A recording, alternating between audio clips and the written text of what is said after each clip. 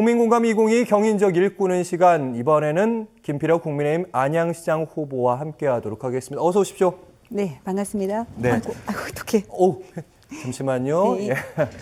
저희 김필혁 후보님께서 자리를 잡을 동안 제가 얘기를 해드리면, 사실은 안양시에 50여 년간 여성시장이 없었습니다. 어느 기초자치단체도 마찬가지겠지만요. 그래서 이번에 최초로 여성시장이 나오는 거 아니냐, 지역의 정과에 관심이 뜨거워지고 있습니다. 마음이 좀 정리가 되셨습니까? 네. 예. 유권자 여러분께 그러면 내가 왜 안양시장이 돼야 하는지 설명을 좀 부탁드리겠습니다. 네. 이번 대통령 선거에서 국민 여러분께서는 윤석열 대통령을 선택해 주셨습니다. 제 입장에서는 여러분께서 대한민국을 구해 주신 것 같습니다. 지난 5년간 무너진 공정과 상식, 무능한 정책을 여러분께서 심판해 주신 것입니다. 그럼에도 민주당은 여전히 윤석열 대통령의 발목을 잡고 있습니다. 새로운 대한민국 건설에 해방을 놓고 있습니다. 이래서는 국정 운영이 제대로 운영될 수 없습니다. 이번 지방선거는 윤석열 정부의 성공을 결정하는 중차대한 전환점입니다. 저 김필련은 윤석열 대통령, 경기도 김은혜 지사 후보와 함께 강력한 연대를 갖고 있습니다.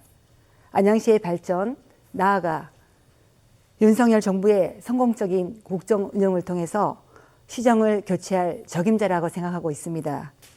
안양은 아시다시피 도시의 활력을 잃어가고 있습니다. 획기적인 성장 동력이 절실히 필요한 시점입니다. 이 시기를 놓친다면 안양시는 전국에서 가장 낙후된 도시로 전락할 수도 있습니다. 그렇지만 지난 4년간 안양시에는 아무런 변화가 없었습니다. 답답합니다. 여성시장이다, 남성시장이다들을 가릴 시간이 없습니다. 지금은 남녀노소 가릴 것 없이 모두가 안양시의 발전을 위해 한마음 한뜻이 되어야 합니다. 지금 안양시에는 너무나 많은 현안들이 산적되어 있습니다. 대표적인 게 도시를 재정비하는 일입니다. 갈수록 쇠락해지는 안양을 위해 안양만의 독특한 도시정비 플랜이 필요합니다. 21세기형 기업을 대거 유치해서 안양의 성장 동력으로 삼아야 합니다. 교육 인프라도 강화해야 합니다. 소상공인들이 활기를 찾고 살아갈 수 있도록 지원 시스템도 다시 정비해야 합니다. 해야 할 일들이 너무나 많습니다. 따라서 능력 있는 시장, 중앙정부와 함께 강력한 추진력을 갖춘 시장이 필요합니다. 거기에는 제가 적임자라고 말씀드릴 수 있겠습니다. 함께 안양시정을 밝고 힘차게 이끌고 나가겠습니다. 네, 감사합니다. 자, 지금부터는 저랑 이제 편하게 네. 대화하시면 될 것 같습니다. 네. 원래 약사셨습니다. 지금도 약사시고요. 그렇습니다. 면허증은 계속 보유하고 있으니까요. 예, 지역사회에서 오랫동안 해오셨나요? 네, 제가 안양에서 자리 잡고 23년간을 이 지역의 건강 지킴이로서 활동을 해왔습니다. 그런데 시의원에 출마하고 나서는 두 가지 일을 겸임하기가 너무 어려웠습니다. 선택의 기로에 섰을 때 시민들과의 약속을 지키기 위해 과감하게 약국을 정리하고 시의원의 역할에 충실하게 되었습니다. 네. 동네에서 어떤 약국이었는지 여쭤봐도 됩니까? 인기 많은 약국이었습니까? 동네 사랑방이었죠. 그럴 때 동네에 많은 분들께서 어려움을 호소하시고 또 경제적인 것 아니면 또 아이들 교육 문제 아니면은 뭐 부모들과의 그 불화 문제 등등의 여러한 어려운 문제들을 상담하러 왔고요. 또 모든 것의 기본에는 결국 스트레스로 인한 것들이 있다는 걸 알게 되었고 마음을 열고 대화를 경청하면서 그분들의 아픔을 같이 치유하면서 동네의 편한 약사로서 자리 잡게 되었습니다. 네. 자, 일부러 제가 분위기 좀 풀려고 좀 쉬운 질문을 드렸고요. 네. 지금부터는 조금 쉽지 않은 질문 드리겠습니다. 최대호 시장, 그러니까 지금 후보는 3선에 도전하고 있습니다. 현직 시장이었고요. 네. 그동안 최대호 시장의 시정을 평가하신다면 어떻게 바라보십니까? 네. 지난 8년간 최대호 후보가 뭘 했는지 정말 모르겠습니다. 저는 시의원으로서 8년간 의정 활동을 하면서 시장님들의 시정과 또 우리 의정 활동을 접목시키는 일을 했습니다. 최대호 후보께서 이제 3선에 도전하시는데요. 그동안 제가 봤을 때는 특별한 안양의 변화를 이끌지 못했습니다. 물론 발전도 견인하지 못한 거죠. 한편 생각하면 문재인 정권의 무능함과 같이 그 궤를 같이 하는 것이 아닌가 생각됩니다. 이제는 변화해야 합니다. 새로운 동력이 필요하고 새로운 시각과 젊은 마인드가 필요합니다. 그런 의미에서는 꼭 안양시정 교체가 필요하다고 생각을 하고 있습니다. 예로 한 가지 예를 들어 말씀드리자면 우리 안양시의 청렴도가 많이 하락했습니다. 5년 전에 비해서 약 14% 정도 하락했습니다. 그것은 부패한 행정이라는 의미가 되기도 합니다. 고인물은 썩게 되어 있습니다. 저 김필련은 깨끗한 행정을 펼치겠습니다. 무엇보다도 시민들을 위한 투명한 행정으로 시민들의 신뢰를 다시 회복하고자 합니다. 네, 14% 하락했다는 말씀은 근거가 있는 말씀. 그렇습니다. 예, 통계를 통해서 확인한 거고요. 네. 또 특히 의혹을 받고 있는 것이 바로 대장동에 가입했던 관련됐던 천화동인가요? 예, 기업들이 우리 박달 스마트밸리 함께 참여했다는 사실이 알려지는 것입니다. 그래서 많은 시민들이 우려하고 있습니다. 그 자세한 내용을 저는 이번 선거를 통해서 낱낱이 밝혀보려고 합니다. 네, 안 그래도 그 박달 스마트밸리 얘기하셨으니까 뭐 안양 교도소 이전도 있고요, 디지털 밸리 조성한다는 그 박달 스마트밸리 얘기도 사실 이 공약은 안양 교도소도 이전하겠다. 사실 안양시 중심에 있지 않습니까? 네. 예, 그 부분도 이전하는데 이제 어느 정도 길은 트긴 텄는데 난관이 좀 있고 최대호 지금 현 후보도 같은 공약입니다.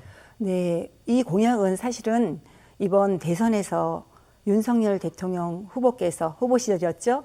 내신 공약입니다. 안양교도소 이전. 예. 10대 공약을 발표했고 그중에 2가지 중요한 공약입니다. 그래서 사실은 그 안양교도소가 지은 지 65년이 넘었습니다. 그거는 재소자들의 인권과도 결부되는 문제인데요. 너무나 열악한 환경이고 또 우리 서남부의 관문을 차지하고 있는 넓은 그 면적을 발전에 방해가 되는 것으로 주민들은 이해하고 있습니다. 그래서 이번에 제가 시장이 된다면 반드시 해결돼야 할 과제인데 특별히 윤석열 대통령께서 공약을 하셨기에 중앙정부의 힘과 또 경기도 또 안양시장인 저의 힘으로 충분히 이전이 성공하리라고 생각하고 있습니다. 네. 비슷한 질문 잠깐 드렸던 것 같은데 그 최대호 후보에게도요. 네. 그 안양교도소를 이전하려면 그러니까 이전을 하면 그 지역에 대한 새로운 교도소를 만들어주는 거를 안양시가 부담해야 되는 거 아닙니까? 그거는 국책 사업으로 들어가기 때문에요. 일부는 부담할 수 있지만 어마어마한 예산은 반드시 중앙정부 그리고 도의 예산과 접목이 돼야 된다고 생각합니다. 한 가지 더 말씀드리자면 4년 전에 최대호 시장께서 출마하실 때 공약을 발표한 것이 있습니다. 제가 샅샅이 살펴보니까 안양교도소 이전에 대한 공약은 없었습니다. 그래서 4년간 안양교도소 이전에 대해서 특별히 진척된 내용이 없더라고요. 그래서 어떻게 보면은 이제 다시 공약을 발표하셨습니다. 그래서 약간은 윤석열 정부에 함께 묻어가려는 그런 생각이 아닌가 이런 생각이 저는 들었습니다. 그동안 뭐 했는가라는 그렇죠. 비판도 하시는 거죠. 그렇죠. 근데 어딘가 이전을 해야 되는데 그래서 뭐 행정타운을 만들어서 뭐 교도소도 가고 법원도 함께 가려고 하는데 이전 희망지가 있겠느냐 그런 현실적인 문제도 있는데요. 네. 그 최대호 시장 이전에 이필원 시장님이 계실 때는 거의 그것이 완결 단계까지 도달했습니다. 그때는 이전지가 있었기 때문에 협의를 하는 과정 중에서 또 그 교도소가 갈 곳이 정해지는 듯했던 지역의 시장님께서 갑자기 그 번복을 하는 바람에 무산됐었던 기억이 있습니다. 지금은 그때하고는 다르게 또 공약이 실현 가능하도록 어떤 좀 당선자의 공약도 있으니까요. 예, 당선자의 공약이 예. 있지만 시대적으로 또 그 문제점이 있습니다. 교도소의 입장이라는 거 있습니다. 좀 자세하게 말씀드리자면은 교도소가 구치소와 또 교도소 역할을 겸하고 있는데 서초동의 법원에서 1시간 이내의 거리에 꼭 유지해야 되는 구치소의 기능이 있다고 합니다. 그래서 구치소와 교도소의 기능을 분리해서 교도소는 다른 곳으로 이전할 수 있지만 구치소는 현 장소에 그대로 존치해야 된다는 그런 시각이 있습니다. 그런 것들을 좀 더 면밀하게 협의를 해서 또 방향을 결정해야 될 것입니다. 네, 이 스마트밸리는 어떻게 하실 것인지, 왜냐하면 지금 사업자 공모를 하고 있다가 재공모에 들어간 것 같은데요. 그렇습니다. 예.